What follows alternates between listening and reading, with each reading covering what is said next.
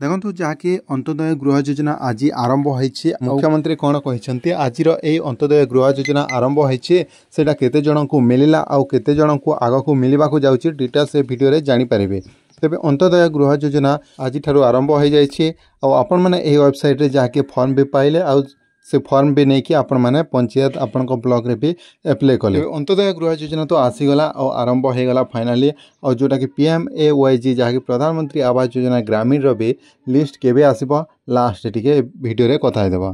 तबे देखि पारथिबे एटी जहाँकि शुभारंभ जहाँकि श्री मोहन चरण माझी करछंती अंत्योदय गृह योजना एटी कार्यक्रम चली बहुत संख्यार लोक थे और कलाहांडी रे आरंभ होईछि। तबे अंत्योदय गृह योजना रे कौन आउ गाइडलाइन रही कौन कहुई देखी पारे न्यूज पेपर रे घर बांटी मोहन लिखा जाए और भवानीपाटना रे मुख्यमंत्री जहाँकि मोहन माझी अंत्योदय गृह योजनार शुभारंभ करें। तेज दर्शक बंधु ये देखिपारे आज जहाँकि अंत्योदय गृह योजनार शुभारंभ होती कलाहांडी शुभारंभ कर मुख्यमंत्री मोहन चरण माझी 50,000 लोक योजना सह जोड़े सरकार गरीब लोक अंत्योदय गृह योजन सामिल कर भिन्नक्षम विधवा दुरारोग पीड़ित होता व्यक्ति एवं शहीद परिवार व्यक्ति पद्मश्री परिवार व्यक्ति बन्या बात्या एसबू जदि घर भांगी जाइथिबो किंबा अग्निकांड घटी घर पोड़ी जाइथिबो व्यक्ति यही योजना रे सामिल हेबे बोली एठी कहा जायछि। तबे क्यों माने सामिल हेबे सेटा डिटेल्स आपण माने तो जानि सारले। एबे 50,000 लोकन को आज यही योजना रे जोड़ी छंती सरकार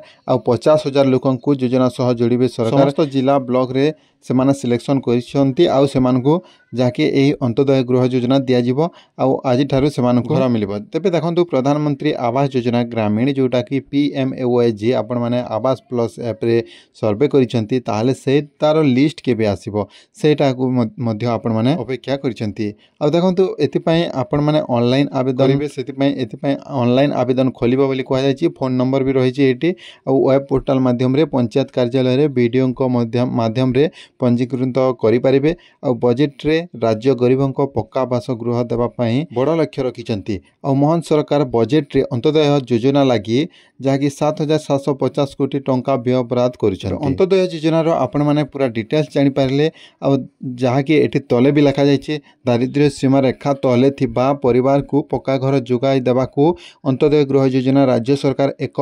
महत्वाकांक्षी जहाँकि योजना रही अधीन में आसंता 3 वर्ष अति कम 2,25,000 नूतन पक्का घर मंजूर करा माने 3 वर्ष भितर ही 2,25,000 नूतन घर जहाँकि मंजूर करा 2025 और 26 रे 75,000 गृह निर्माण पाई लक्ष्य रखा जाइछि। तबे चलित बजेट रे एथिपाई 2,603 कोटी व्ययबराद करा जाइछि। तबे आपण माने डिटेल्स जानि पाइले जेमिति कि 2025 और 26 रे 75,000 घर निर्माण पाई लक्ष्य रखा जाइछि और 3 वर्ष भितर आपण माने 2,25,000 घर पक्का घर पाइबा पाई से माने देबा पाई लक्ष्य रखिसंती। तबे आपण माने जो RH ओडिसा रे जदि आपण माने आवास प्लस किंबा आवास प्लस ऐप रे जदि आपण माने सर्वे करिसेंती ताले तार लिस्ट बहुत शीघ्र सेटा भी आसीबो।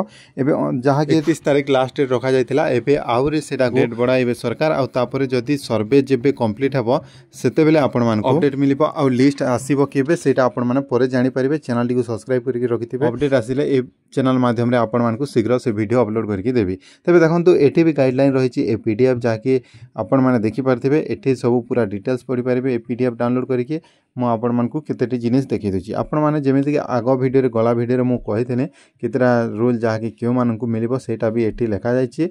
1.2 लाख माने 1,20,000 टंका मिलिबो। आ देखंतु फॉरेस्ट राइट एक्ट 2006 FRA जदि बेनिफिशियरी थिबे से मान के भी मिलबा। आ जो मान को household in which the main earning member is PWD with minimum 40% disability हेथिबे तारु अधिक हेले सेमान को मिलिबा। 40% अधिक डिसेबिलिटी थिले सेमान को भी मिलिबा। आ तांको फैमिली रे आगरु गवर्नमेंट स्कीम रे पक्का घर मिली न थिले सेमान को मिलिबा। आहुरी मध्ये गाइडलाइन एटी लिखा जाइछि सेटा आपण माने देखि पारिबे। आ नेक्स्ट वीडियो रे मु देइ देने से वीडियो भी नहले आपण माने देखि के क्लियर हे पारिबे। तबे आजिर वीडियो एति की देखाबा एक नेक्स्ट वीडियो रे। धन्यवाद।